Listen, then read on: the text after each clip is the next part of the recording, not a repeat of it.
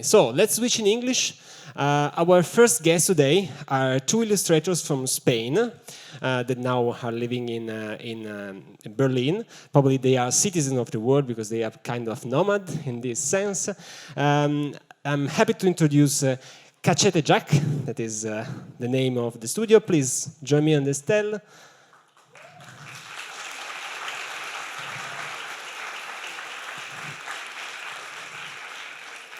We have here Nuria and Raquel that will explain their approach to illustration, and we will show some incredible works. So, thank you.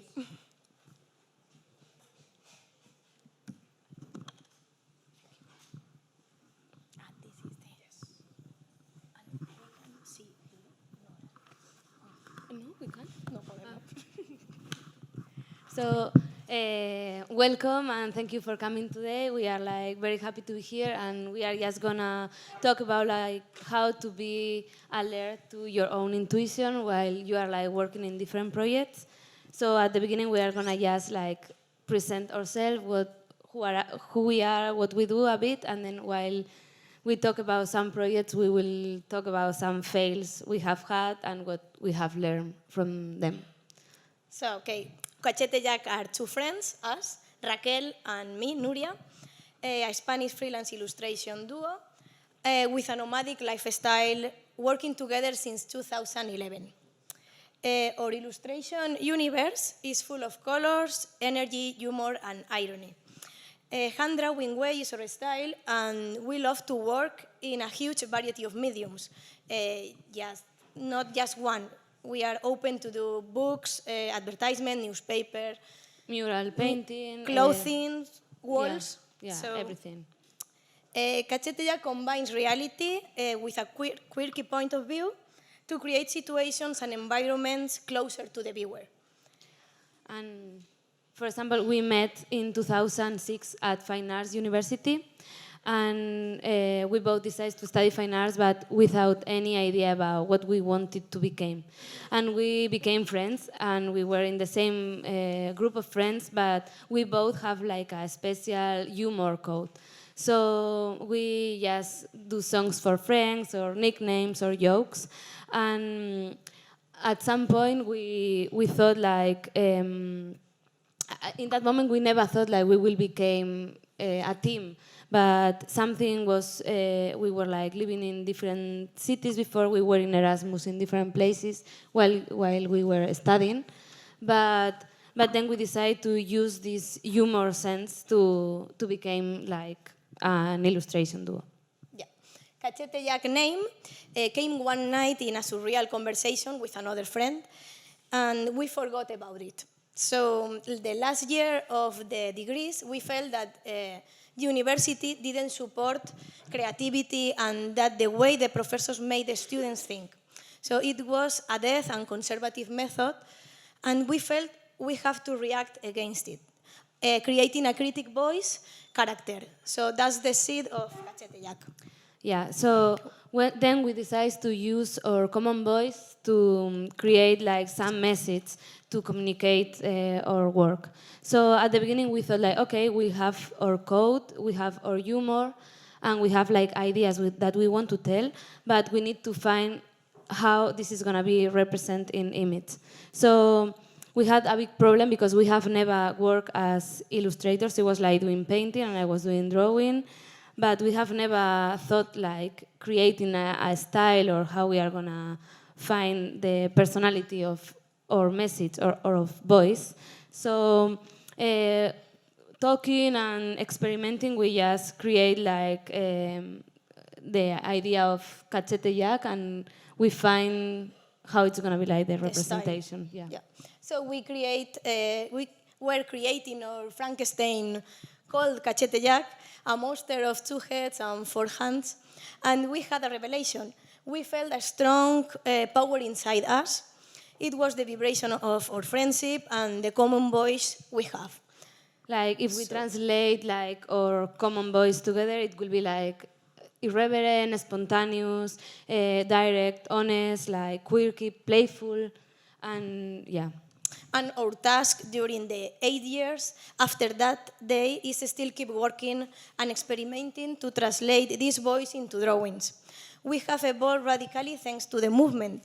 We try to not be in the same place, not stuck. So our lifestyle has been nomad since then, taking part during this time in artist residencies, in exhibitions, illustration fair, everywhere.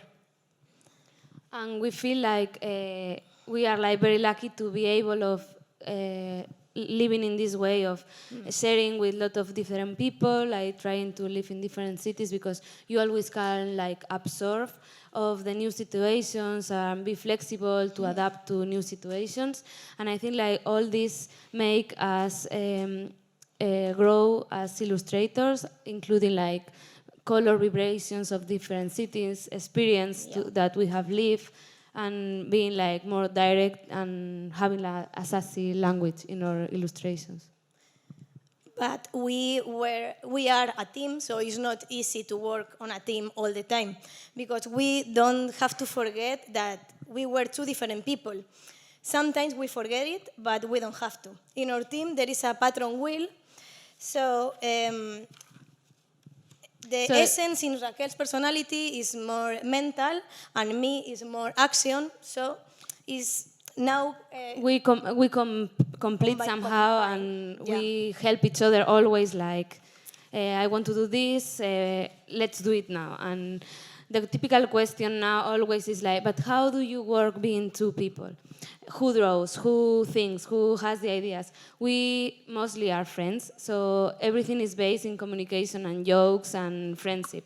And what we do is like we both do everything. We both draw, we both paint, we both think. So when a client came, we just started to brainstorming together, and we just like do sketches, and then we are two brains and four hands working. So it's we create the style together, so we have the same way to do it.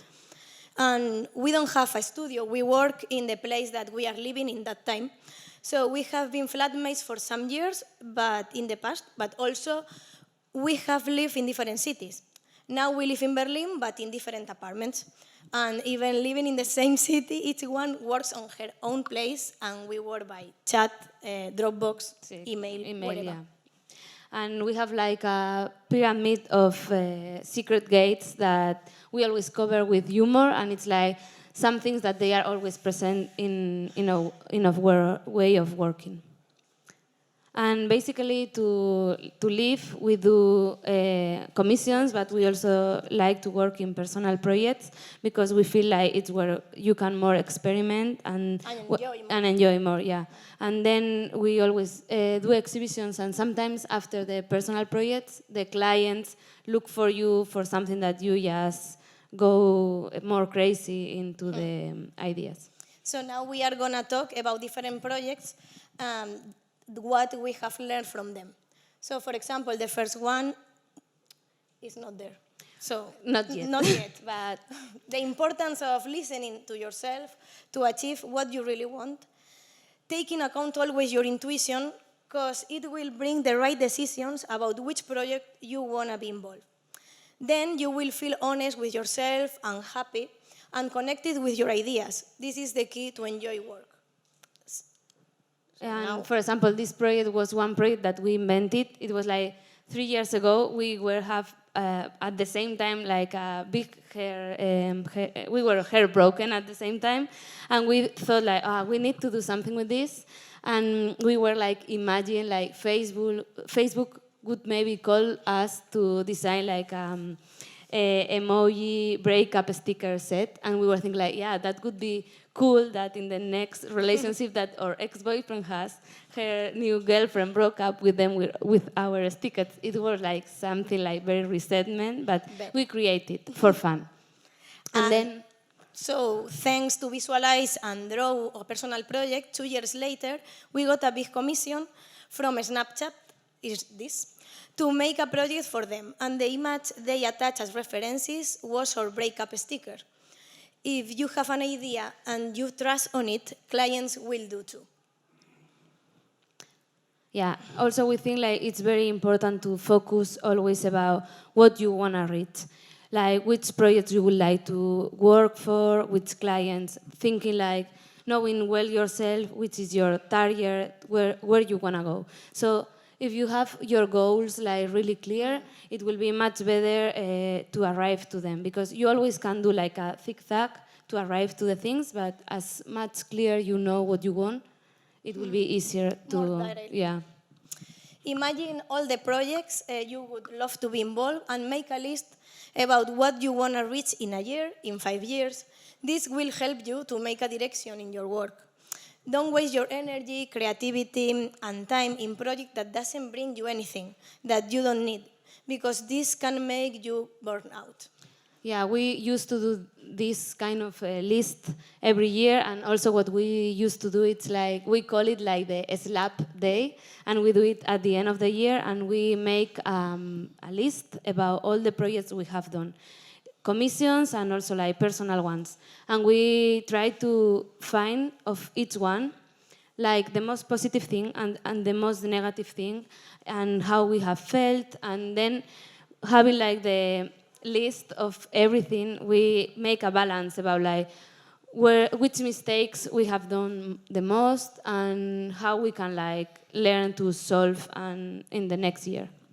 So making mistakes is the best way of learning. Experiences are the greatest lessons, but we all hate when we fail.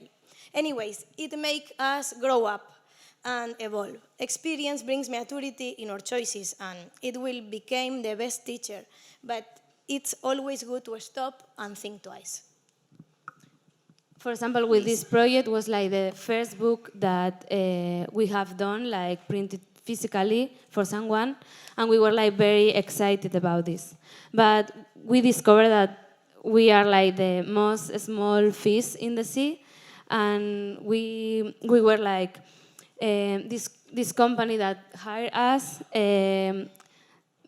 did it like very fast. We were like very young, and we didn't inform ourselves about how a market that we don't know works. So what it happens is like they took all the royalties, and we will never, they are like republishing the book to other companies, to other publisher houses in other language, and we will never get any benefit from the royalties, for example. And when we accept the contract, we haven't get very informed about this. So it's always important to stop and to analyze things, to ask to the proper people, and not leave it like just go through emotion, like, yes, I want to have a book, I want to do it, because it can be like much more exposure, it's a good company.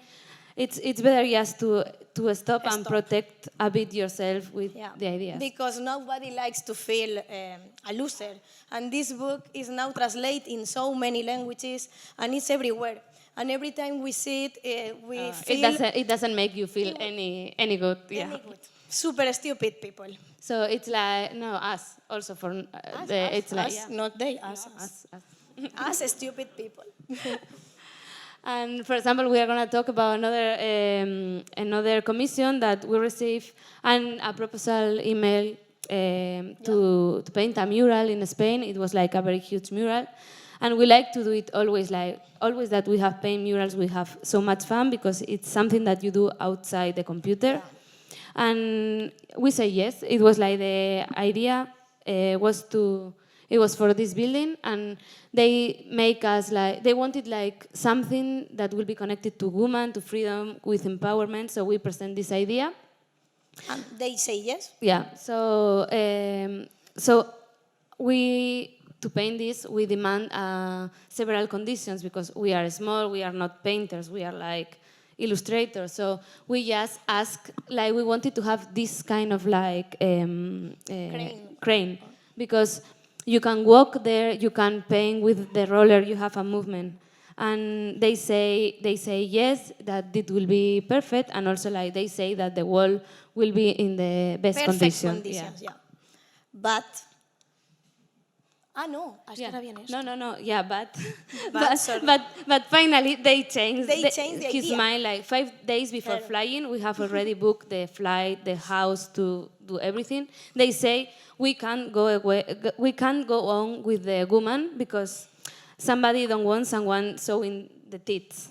So you have to make like a woman connected with the sports, and then we send like very fast 2 new proposals.